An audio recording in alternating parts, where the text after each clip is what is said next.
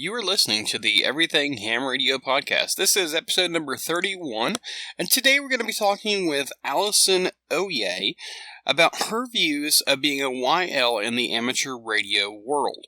We're also going to be talking a little bit more about our amazing Gigaparts $10 coupon that we have about 3 days left by the time that you hear this episode. So stay tuned for that and a whole lot more.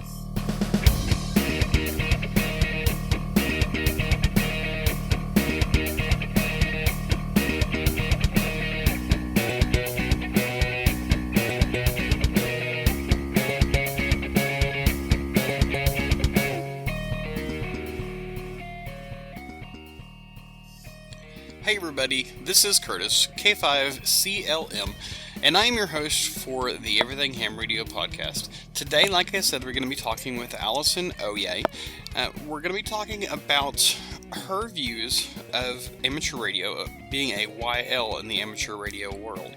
We're going to be talking a little bit about the $10 off coupon code that Gigaparts gave us. So we have about 3 days left on that, so don't waste any more time if you haven't already taken advantage of it. If you have taken advantage of it, go ahead and get $10 off something else. Remember, it has to be $150 or more to get that $10 off, but it is well worth it. So head on over to gigaparts.com after you get done listening to this episode and make that purchase and save that $10.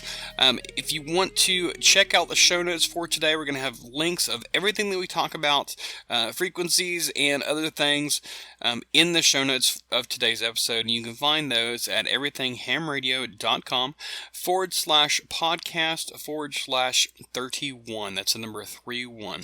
Also, please like me on Facebook at facebook.com/everythinghamradio. Follow me on Twitter at K5CLM. And if you're a little bit more visual person, granted all you see is my logo, you can also listen to me on YouTube. And you can find that at youtube.com/everythinghamradio. I do have a few other videos up on my YouTube channel right now, and I am working on some other ideas on stuff to put up there, so stay tuned for that. Subscribe to my YouTube channel.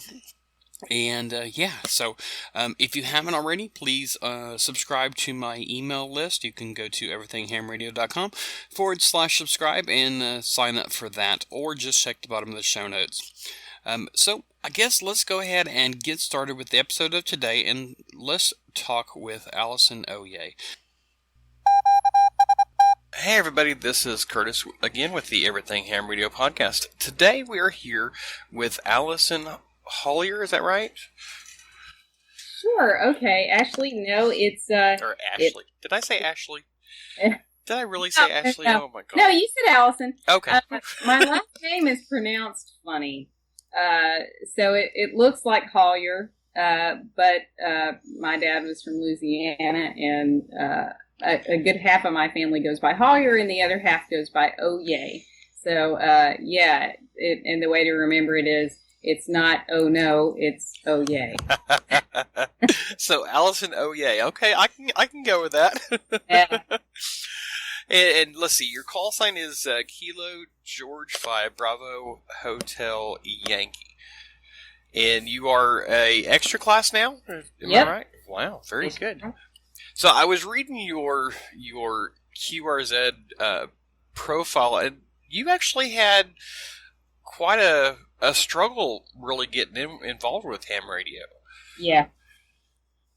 Yeah. Most women come into the hobby because of men, and I came into the hobby not even knowing what ham radio really was. I just knew that I wanted to help and be informed and that sort of thing. And so I don't have a built-in Elmer at home in the form of a husband, so I really walked in the door knowing absolutely nothing, and I didn't follow up after I got my license, and so it was a little bit of I had to push myself a lot to get where I am. So what made you want to get your ham license then?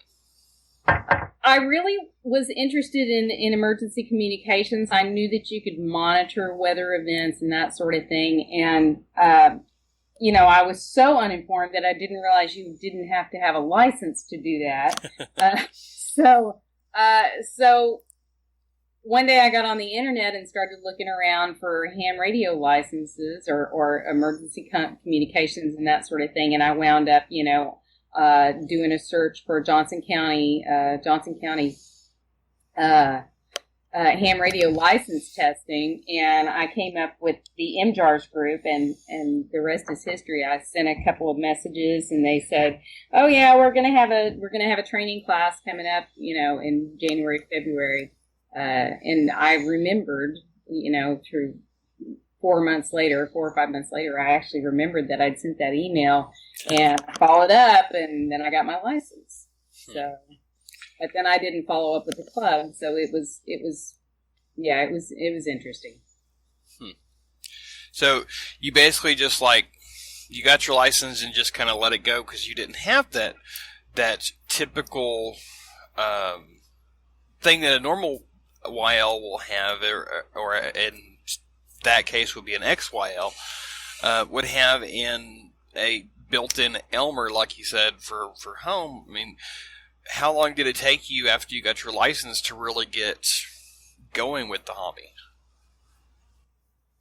Well, I got my license in spring of 2014, and I bought a little cheap radio. Hey, I got a radio, and I got my license, and I was like, I just checked it off my list, and I was like, okay, I'm good to go. And I never really thought too much about it, it was interesting because even as I was studying for the test questions, I was, I'm kind of mechanically minded, and I thought it was really interesting. But as soon as I passed the test, it was over and done. And lucky for me, I have a couple of girlfriends who, every so often, every 2 or 3 months it'd come up, hey, didn't you get your license? What are you doing with that? And I'd be sitting on the other end of the computer going, well, nothing. Yeah, exactly. And so, then I decided that, at some point I decided that I'd made a little bit of an investment in it, and I probably needed to follow up. And so I went back to the club that I tested with, and that worked out pretty well. So, they I walked in the door not knowing anything and immediately found out that I needed another radio. Because I bought what was cheap, and you get what you pay for, that kind of thing. So it was a lot of fun actually back then. It's still fun, but nothing quite. There's nothing like something being new, and it was new, and I loved that part of it. So, well, with this hobby, there's so much to have that's new. I mean, you get something with bored on one aspect, then you go to some other aspect of it, and there's something always new coming in down the pipeline, so to speak, and so it's always new. I mean, it's a great hobby, and I absolutely love it. Yeah, I've done so much with it, with emergency communications, with digital stuff like the packet radio of days gone by, and now I'm learning that it's still around, especially up in the Northeast. Packet is still booming. Now with this mesh networking thing, like I did a couple episodes ago, and all this other stuff. There's stuff that I haven't touched, and I've been a ham now for 21 years, and it's now with my blog and my podcast helping others do this. It's a never-ending fun thing to do. I completely agree. And that's one thing that I think it really will be a lifelong hobby, because like you said, you discover different ways to keep yourself entertained, and with the blog, with the YLNet, that's something else that's happened, is that with every week there's a new topic, and so every week I get introduced to something, yet another way to distract myself. Ooh, hey, I wonder what that's about. So it's a lot of fun. So speaking of that, you do have a blog, and you started a YLNet here locally. Can you tell everybody about that a little bit? Yes, I'd love to. So And in the beginning, in the very, very beginning, I was finding it very, very difficult to get on the local repeaters, which of course is where all the activity is. And I am a firm believer that if you don't push the key down and you don't talk to other people and you don't get that positive reinforcement that comes from conversation on local repeaters, I don't think you really push yourself, and I don't think that you get to expand your wings as much as you could. And so after I kind of got my footing down with the club, and they asked me, I will say this, it was their idea. Hey, why don't you start a YLNet? And of course I thought, that's cute. No, I'm not doing that. And of course I didn't know anything about net control at the time. And I was barely going, hey, what's a YL? So it was an interesting, that was another new thing. And once I bit into it and got my teeth sunk in, it took 2 or 3 months to figure out how I was going to do it and what I was going to do it and what the purpose was for it. And because I really wanted to provide an avenue for other women to hear other women on the air talking about stuff that maybe women want to talk about. Yeah, everybody's interested in radio, but not everybody on the radio, particularly men, want to talk about quilting or Christmas crafts or just grandkids or whatever floats your boat. We talk about different stuff, and so that's been fun. So is it right now? Is it just a local type thing? I mean, what kind of range do y'all have on your nets? Is it like internet accessible where other people around the U.S. can do it? Do y'all do it on HF, VHF, what?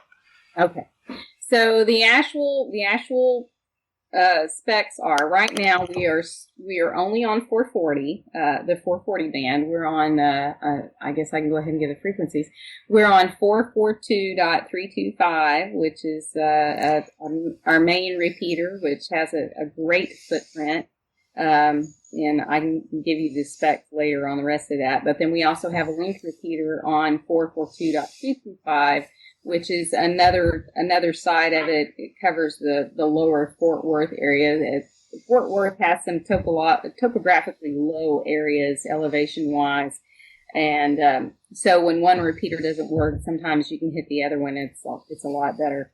We easily, between those two, have at least 4 county coverage. We don't have Echolink, so at this point we're not internet accessible. But eventually I'd like to, see about adding in 2 meter, because 440 is that crazy new band, not everybody has 440. So I think we're missing a lot by not having 2 meter, but what we're doing right now is working just fine, and it's nice to be able to say that you can cover 4 counties easily. Yeah.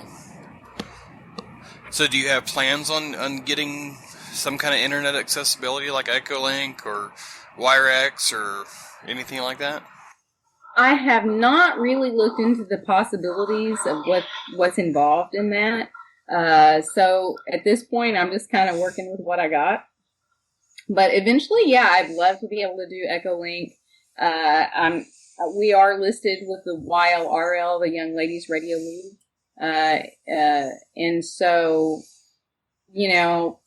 that covers the entire U.S. I'd really like to be able to have other YLs from across the country check in.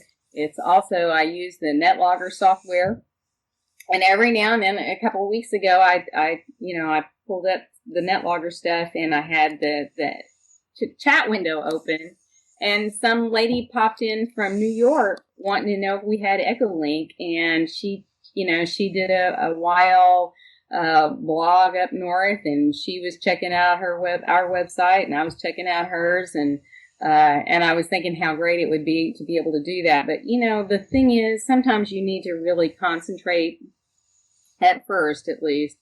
You need to do what you do well in a very small, compact area, and concentrate on doing that well, and the rest of it will come later, So yeah, eventually I'd like to see that happen, but for now we're just plugging along.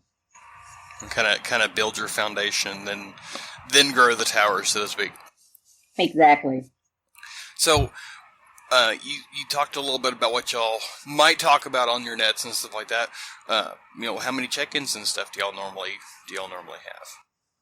Well, since we haven't been on the air a year yet, it's been an interesting thing to watch the wax and wane of the seasons.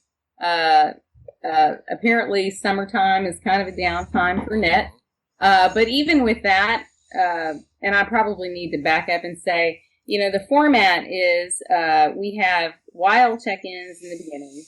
We have a technical topic that runs, about 10 minutes in the middle. And we also take third-party traffic. And then the second half of the net is the men. So when you talk about check-ins, we're talking about men and women. And so our top check-ins, our record was 21, I think. And of course, the very first net we had 4. So it varies. Right now, we're running 12 to 15. And I fully believe that when school starts back and everybody gets back in the mode, back in the saddle for hey, it's fall, people will start coming back, because part of it is, and I relate to this as well. At 7 or 8 o'clock, you still got another hour or 2 of daylight. I'm usually, if it's not net night, I'm out mowing the lawn. And so it varies. So you mentioned you have third-party traffic. Do you normally have a lot of YLs or XYLs that get on using going through their husband? No. But I throw it out there every week, and maybe once every 2 or 3 months I'll pick up somebody who is a kid or an unlicensed woman. But for the most part, no, it doesn't really draw in a whole lot of women, because the thing is, I think that women just don't like to talk, and they really don't like to talk. If they're unlicensed, they really don't want to talk, because I'm not going to touch that one. Well, I mean, theoretically, without a mic, you can't get us to shut up, but that's a whole other issue. You put a mic in, and I'm going to venture off topic just a little bit, because last year we did the Jamboree on the Air with my club, and normally you would have Boy Scouts and Girl Scouts, but for some reason the Boy Scouts were out somewhere else, and we were pulling in Girl Scout troops. And I don't get it, because we had 12 or 15 girls come in, and we had maybe one that really took to it like a duck to water. But I was to the point to where I was standing in the middle of a group of girls, 7 or 8 girls, and I couldn't get any of them to talk. And so finally what ended up happening was I said, okay, all together. And I pushed the key down, and they all said hi to whoever it was we were talking to. But it took 8 of them to get the confidence to talk, which is another reason why I'm really happy that we started, that we did what we did as far as the YL net goes, because it's starting to take off, and it's becoming a little bit more of a regional net, and we have 3 YL net control operators, which is basically unheard of. And it's starting to become, it has a life of its own at this point. And that's what, I'm so proud, of that part of it, because it means if you can step back and watch your kids leave the nest, you've really done a good thing. And I think that's where we're starting to get to, and that's exciting. Yeah. I remember when you first started that net, and I know I've never been able to check in on it, because it's on the other side of the county from me, and my radio is not that great. But I remember when you started it, and I would read your blog posts and read your Facebook posts and stuff, and seeing how good it was doing on such a startup, and then you changed it a little bit and allowed the OLs to check in after the fact, and it just seemed to grow more and more. And I figured, hey, this would be a great thing, get some of the non-licensed women in there, get them involved with it, and maybe get their license. And it's kind of sad that you say that really hasn't happened, though. Well, what has happened though, is that the women who were like me for a year, who were a ham in name only, those women who are not getting on the repeaters and not doing, not active in clubs, those women are starting to get a little bit more comfortable talking on the air and listening to nets. And so the ones who are licensed are becoming a lot more comfortable and versatile talking to each other. And so that has happened as well. But I don't know. It's a strange thing. Well, that is really great. I know my stepmother is a licensed ham, and in my family, we have my dad and his wife, myself, my oldest brother and his wife are all hams. And, we're always kind of pride ourselves saying, hey, all of our family's hams. But, I rarely hear my stepmother talking on the radio, unless it's to my dad, or the occasional talking to me. And that's normally when I call her. And I think I've heard my sister-in-law on the radio one time. So it's kind of like, okay, they're just kind of there to maybe appease their husband, so to speak. And I've been working on my wife now for, going on 6 years. It'll be 6 years next, let's see, it'll be 6 years in like 2 weeks. 2 weeks from yesterday will be 6 years that we've been married. And I've been working on her since before we got married. And she's like, oh, I don't have any interest in it. I don't have any interest in it. But she really does. And that's what I don't understand. She helps with parades. She helps with camp meetings that we do. And she loves it. She has so much fun. And then I say, well, why don't you go ahead and get your license? She's like, no, that's okay. I'll stick with the little FRS radios that me and you use so that we can talk and nobody else can hear me. And I think you just hit on it right there. There's a twofold thing that goes into ham, as you know. I mean, there's the technical aspect of it, which most women are not really comfortable with the technical part of it. And so that is a little intimidating for women. And then the other thing is, it's one thing to be a new ham, but it's another thing completely to be a new ham and be a woman and know that when you key up on a local repeater, you are more than likely going to be the only female out there. And you combine that with the fact that, I think just the mic fright thing that happens, and, it's a threefer, but I think, like I said, I think that's one of the things that we're doing, is that we're convincing other women out there that it's not just a guy thing, and that, they too can participate, and that there is some positive feedback that comes from conversation. And if you feel like you need to talk to, or you want to talk to just women, at least we're out there, But you're right. I have not seen, other than the 2 or 3 that were already on the local repeaters, I have not seen any wiles just take off and start talking on a repeater because of us. They were either going to do it or they weren't, I think.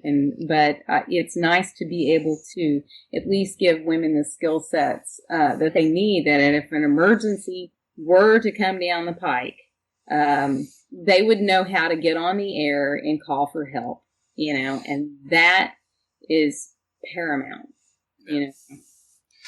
Well, let's go ahead and we're going to take a quick break here, get some announcements and stuff out of the way. We'll be right back with Allison. We're going to talk a little bit more about her experiences as a YL, talk about what we can do to maybe get other YLs on the air, and talk about her blog a little bit. So with that, we'll be right back, so stay tuned.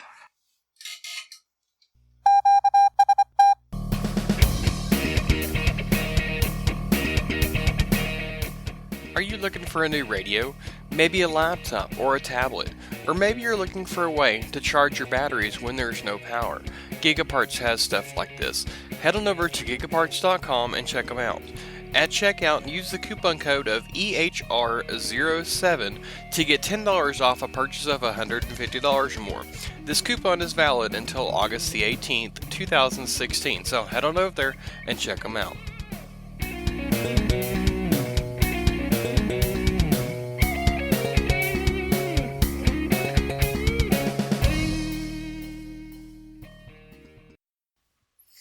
Hey everybody, I don't know if you caught it, but the coupon for the $10 off a $150 purchase from Gigaparts ends this Thursday, August the 18th, 2016.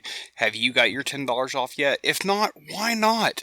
You know, it's only $150 and you get $10 off. All you got to do is put that EHR07 coupon code at checkout and you'll automatically save that $10. So please head on over there and get your new radio or your new metal detector or weather station or whatever it is that you're looking for. Please take advantage of that before time runs out. Also, I want to mention that next week we're going to have my wife, my XYL, on the show. And today's episode we talked about a ham YL's perspective. Next week, we're going to be talking with my wife as for a XYL's perspective. Being that she's not a ham, we've been married now for about 6 years or so, and we're going to have her opinion on what it's like to be married to me. And I might be jumping the gun here because I think we talk about it a little bit later in the interview, but I'm going to go ahead and say that right now anyways. And speaking of my wife, as you have heard, my wife has her very own blog, and I would be remiss if I didn't mention it to each of y'all. Her blog is called More Than Safe. It is about our journey through the foster care system as foster parents.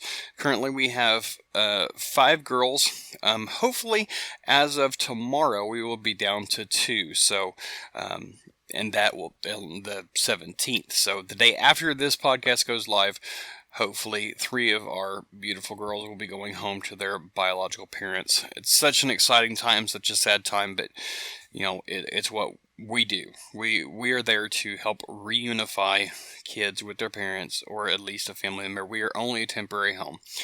But anyways, you can find that at morethansafe.com. There's things there other than just about foster care. There's things that just general parenting advice, stories and stuff like that. So head on over there and check it out. While you're there, get your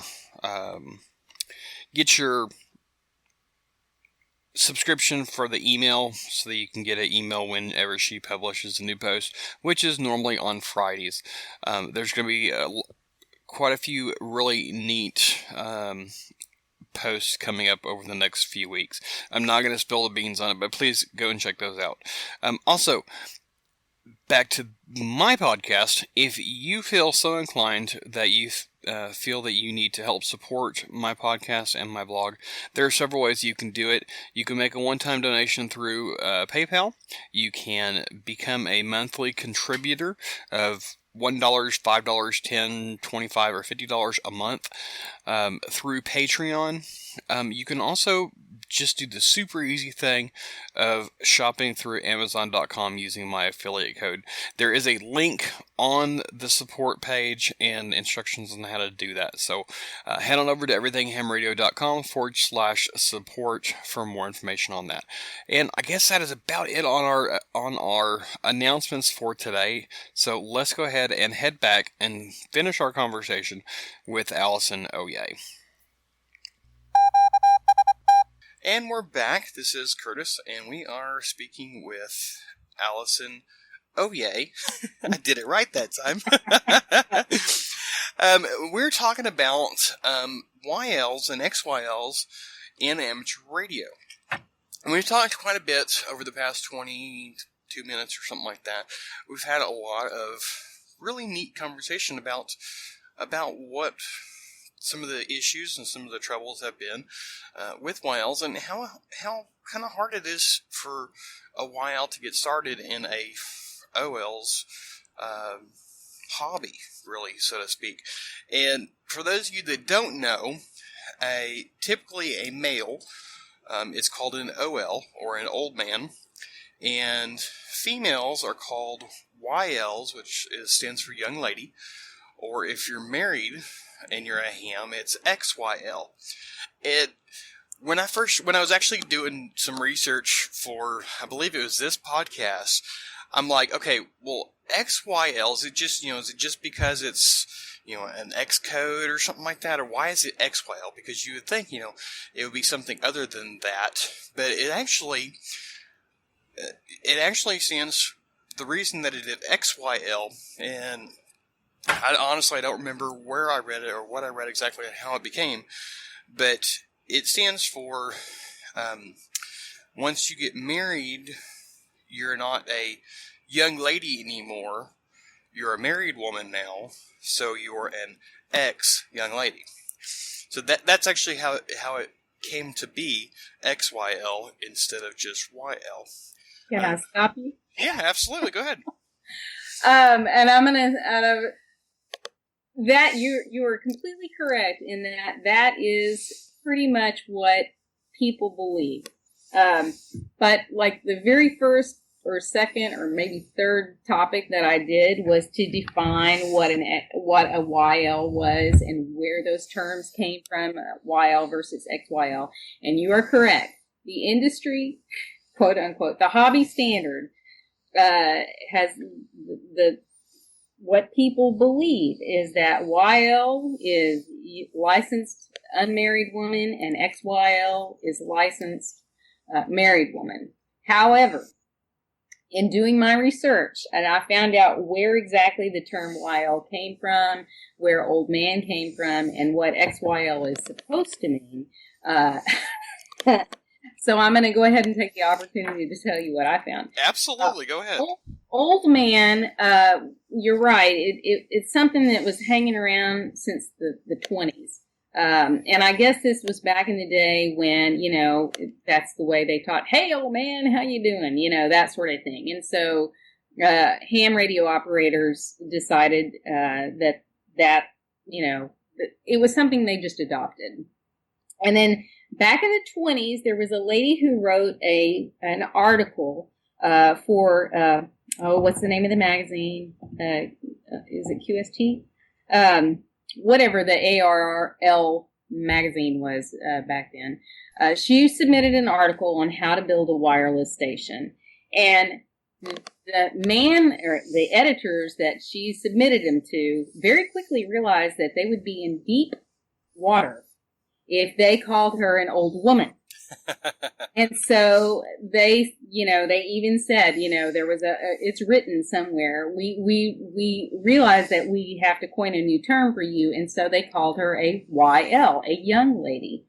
And, after that, happened, then the YLRL, which the Young Ladies Radio League, which has been around since the 30s, started trying to figure out what exactly XYL was and what the differences were between XYL and YL. And according to the YLRL, who wrote the policy, and like I said, this is not what people believe, but this is actually, who we should be listening to. And XYL is an unlicensed female, period, married or unmarried. A YL is a YL whether she's married or not. But of course, it's not what people say.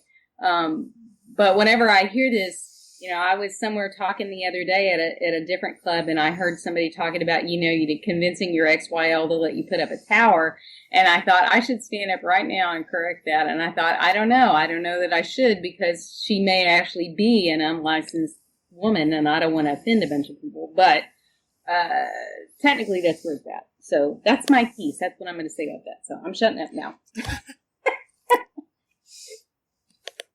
But I interrupted your train of thought. So no, it's all good.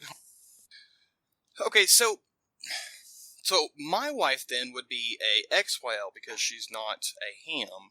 right. And then once she got into, if I was ever actually able, or some miracle happened and she got her license, then she would go to a YL. Right. To me, that's the pleasure of having your license. You are forever and ever young. I mean, there you that's go. the selling point, right there. Okay, so you mentioned in that something that I've actually never heard of. Can you tell us a little bit about the YLRL? I'm assuming that's Young Lady Radio League or something like that? It is. It is the Young Ladies Radio League, and they've been around, I believe, since the 30s. And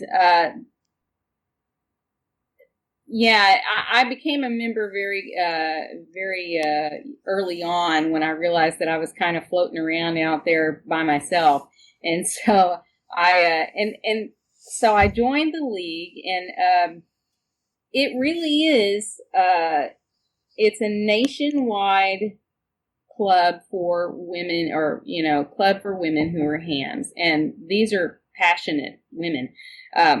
But of course, we're spread all over the U.S., and it is nothing like the ARRL. But one of the things that comes with membership is you get a subscription to the Wild Harmonics newsletter. And one of the things that they do is they provide a list of every registered YL in the U.S. I mean, you get a directory of all the members. And the other thing was it introduced me to the national traffic system, which I had no idea what it was, because shortly after I joined, I guess they were, the next Wild Harmonic that came out, and it was like, here's all the new members.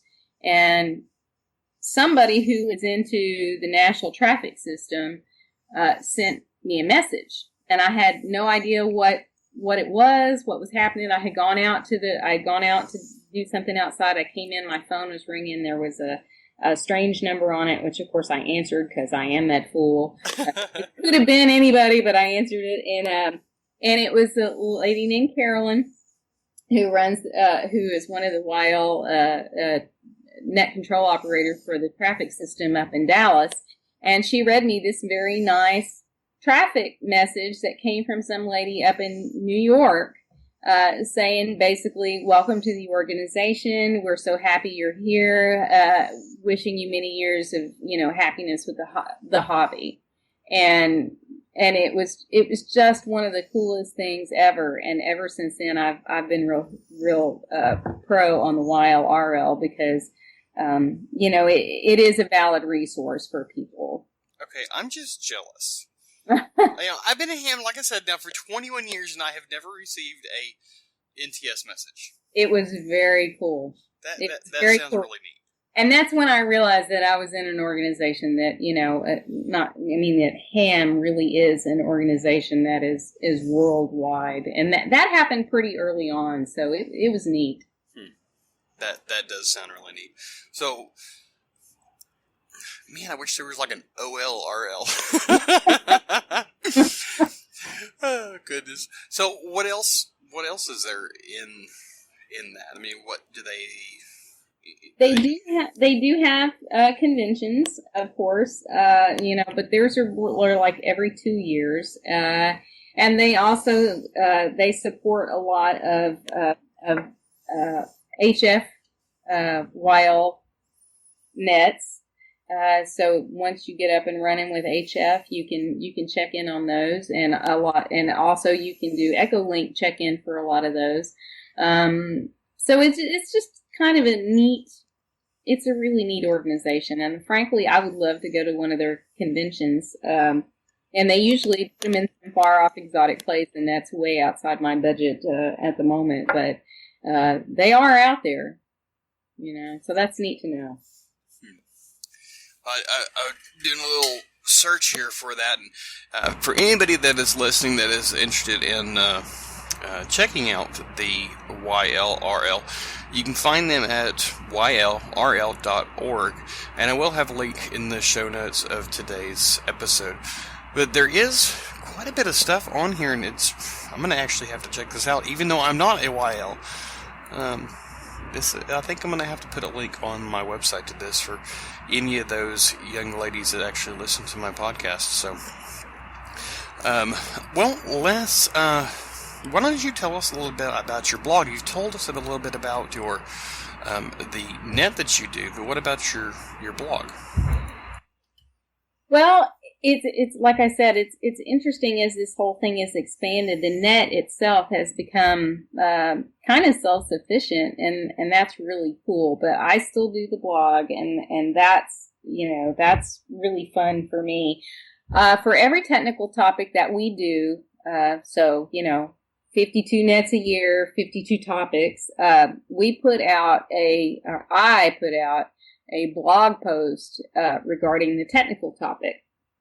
And so, no matter who you are, whether you're a YL or an OL or whoever, if you're a new ham, if you're an old ham, it's a great resource for you to go out there and get little, an article on whatever the topic was for the week. And I've been pretty diligent. I'm a little behind. I'm one topic behind at this point, and I've got another one coming up on Monday. So I hope it rains this weekend so I can get caught up. Because it's an undertaking. But I love to write, and I love to educate, and I love to take something that seems very, very ridiculously technical and kind of break it down into common speech. Here's how it really works. And that tends to be my writing style. It's very conversational because, it's like, I don't know if you've ever looked anything up on Wikipedia and come up with an article on, I think I looked up SWR one time and I got something that was just so over my head. And, I pitched it out because it was like, I'm not wasting my time. This guy had a doctorate degree and writing people who are, just looking up information on Wikipedia. So I highly encourage anybody who's a new ham to go out there and check out the blog for sure. And I guess I should go ahead and give the website. I'm thinking at the end of this, we'll need to go ahead and give all the frequencies and all that stuff. But the address for it is www.weeklynet.org. And that has a /YLNTX. That's Yankee Lima November Tango X-Ray. YLNTX. And that will get you to the main website, and that will get you to the blog from there. And I cannot say anything about this without giving a shout out to W7KYG, Calvin, who provided the website for us. And has helped to, maintain that. And so that was a nice little, really nice asset that we have that I'm very proud of. And I cannot go any further without thanking him publicly for that. So I'm looking at your blog here, and there's topics left and right. I mean, it's a lot like mine is. There's things, you'll really need to go check this out. There's blog posts on fox hunting, mesh networking. There's actually a blog post about KM5R, which I took my class with some 21 years ago. Oh, wow. There's a neat little bit of history I didn't know. Yeah, we took the same class. When we took our class, it was we had it through our church, and at the time where we live in Keene had a week-long camp meeting, and each night they would have different study groups, different topics that you could take classes on, and one of those classes was amateur radio, and it was taught by a mutual friend of ours. And so Melissa, KM5R, my dad, myself, several of the other people that have taken their license and have become somewhat involved, and then fell out again, and then back again. Took our license at the same time. We all got fairly close call signs.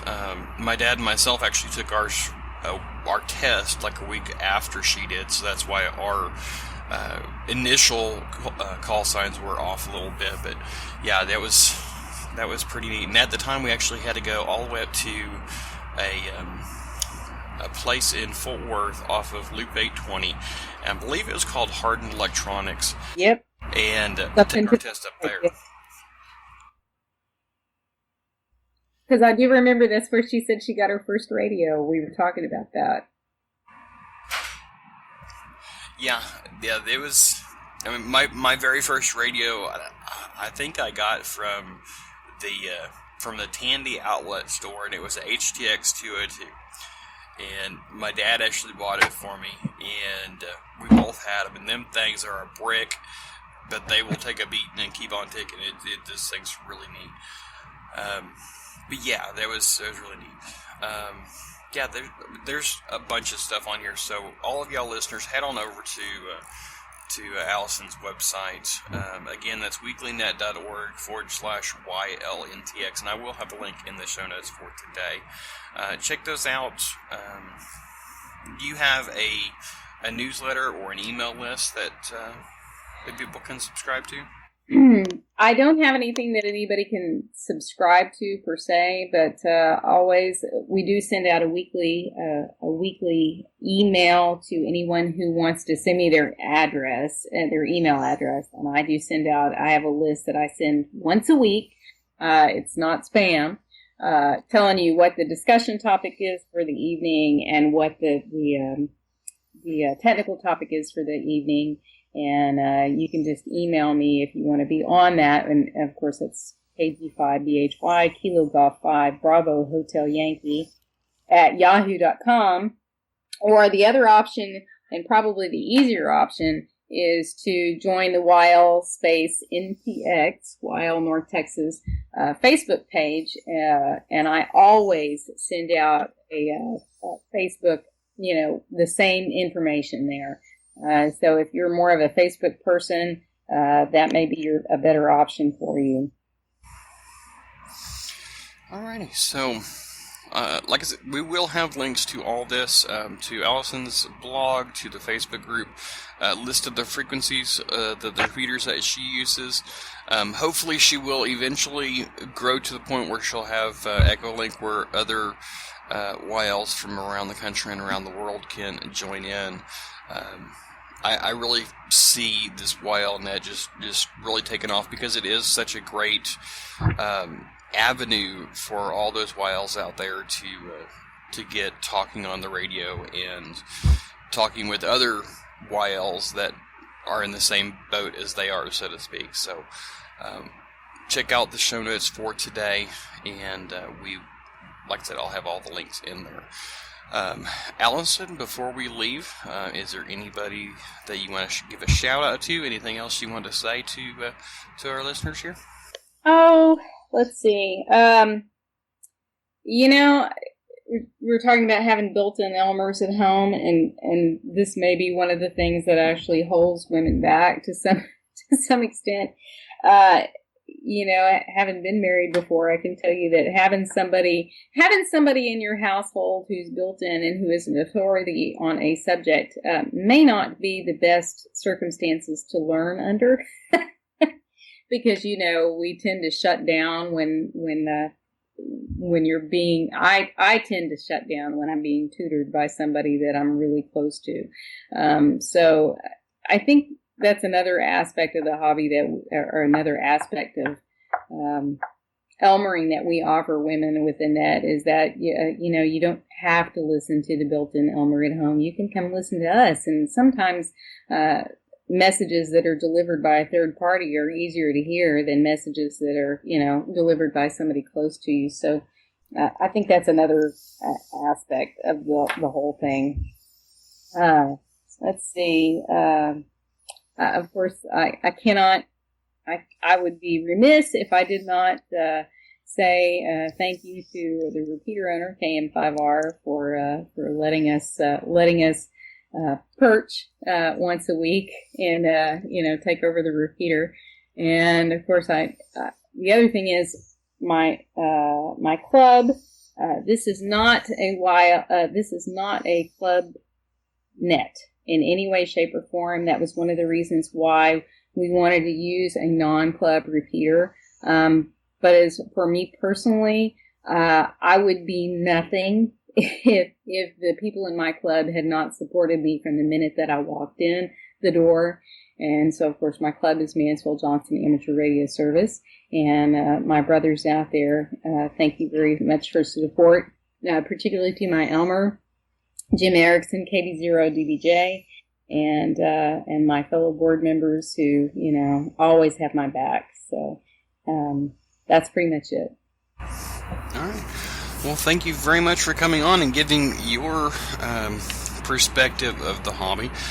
Next week, we're actually going to have my wife on here, and she's going to talk about what it's like to be a non-ham young lady, or a XYL point of view, and what it's like to be married to me. So that ought to be interesting. So stay tuned for next week's episode as well. Again, Allison, thanks very much, and I do appreciate it. And thanks for what you do. I mean, the blog, the YLNet, you've really become a advocate for women everywhere when it comes to amateur radio. So thank you for that, and thank you for stepping up. And I'm glad that you actually went back and resat in that technician class and got going in your ham journey. Me too. So Allison, thanks again, and I guess 73 then. All right, 73s. Thanks, Curtis. I appreciate it very much. Alright, so for today's Amateur Radio Club Spotlight, we're going to be doing something a little bit different. Normally I talk about a club, and hence the topic, Amateur Radio Club Spotlight. However, talking with Allison today, she brought something to my attention that I had no idea was even around. And that is the Young Lady Radio League, the YLRL. So I wanted to talk to y'all about that. You can get additional details for the YLRL at www.ylrl.org, and I will have a link in the show notes of today's episode. But I wanted to tell y'all a little bit about it. I don't know how many YLs I actually have listening to my podcast. I'm sure that maybe there's one or two at least in there. Hopefully there is. If not, all y'all OMs, here's your mission. If you have a YL that lives in your area, make sure that they're aware of this organization, because it is a really neat organization. It was founded in 1939, and it originally started, or the idea, the concept started in May of 1939.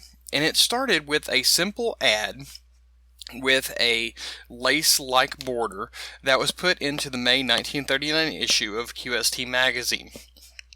Now, this ad asked for YLs to buy a book called 200 Meters and Down, The Story of Amateur Radio. The article stated that this book was written by a man and was about what men what they did, when they did, how they did, and all that to make amateur radio what it was then. And it was basically a call to action for all the YLs of the period to come together to send their information in, to let themselves be known. And there was several of them that read this article, or this ad rather, and did exactly that. 10 of them to be exact. They came together, and after, I'm sure, a whole bunch of work, they started the Young Lady Relay League. Like I said, it originally started with 10 women. It has since grown to over 1,100 members, 200 of which are DX members. So, really nice organization, and I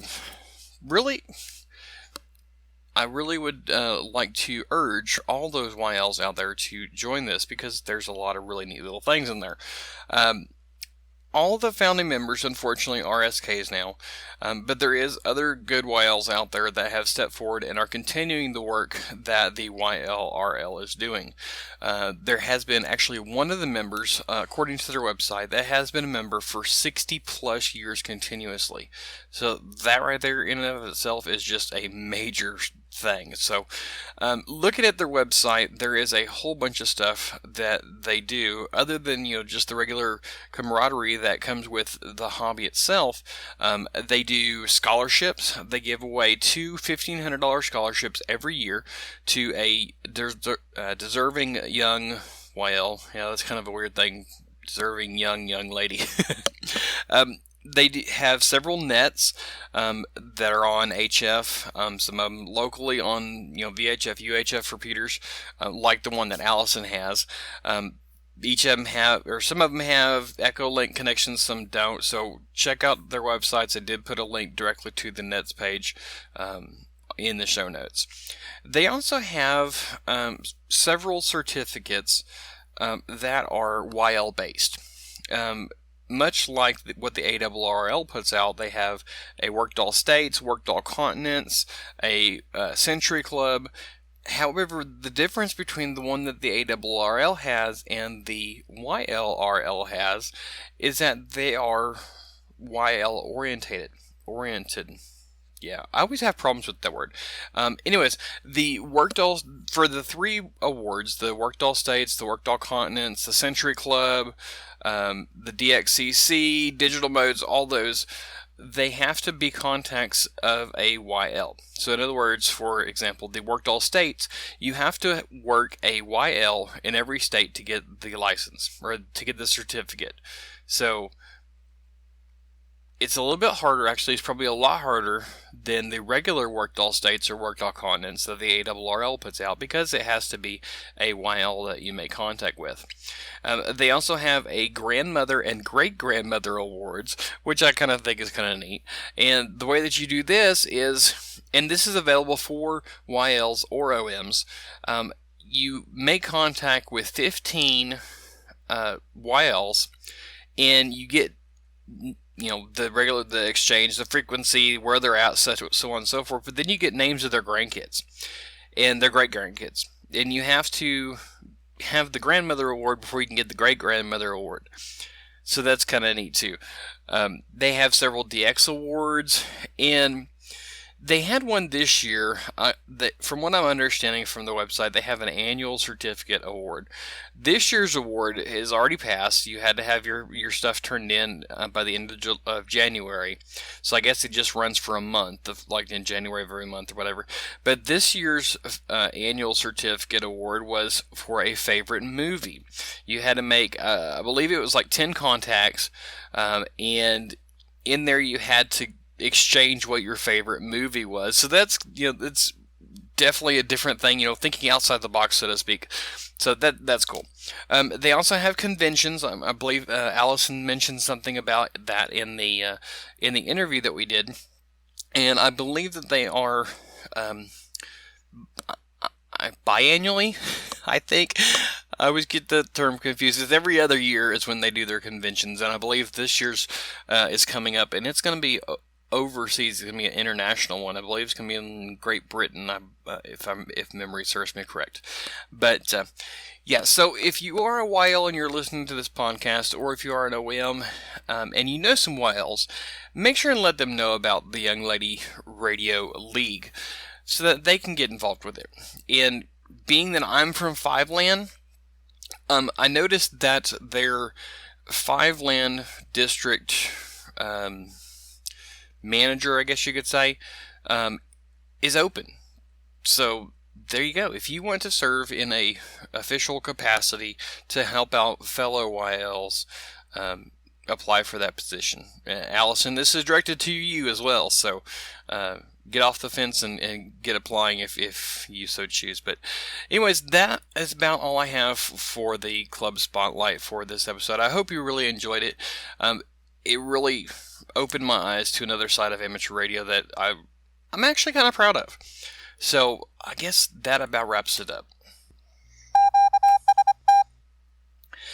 Alright everybody, thanks for listening to this episode of the Everything Ham Radio podcast. That about wraps it up for this episode. I do want to remind everybody one more time that as of the official release date of this podcast, you have 2 days to get your $10 off your Gigaparts purchase of $150 or more. So act now, head over to gigaparts.com, find all the stuff that you want and maybe a little bit more. Once you get to that $150 mark, or at least once until you can't find anything more that you want, go ahead and check out. In the checkout box, put in the coupon code of ETH031 and get that $10 off of your purchase. Again, you can find all the links that we talked about in this episode in the show notes at everythinghamradio.com/podcast/31. If you want to receive emails on when I publish a new post or a new podcast episode, you can subscribe to my email list at everythinghamradio.com/subscribe. Also, follow me on Facebook at facebook.com/everythinghamradio, on Twitter at K5CLM, and on my brand new YouTube channel at youtube.com/everythinghamradio. If you like what you heard here, please share it with your friends. If you feel the need to help support me financially, go to everythinghamradio.com/support, and there's a whole bunch of options there that can help you out. So until next time, this is K5CLM signing out. 73, y'all.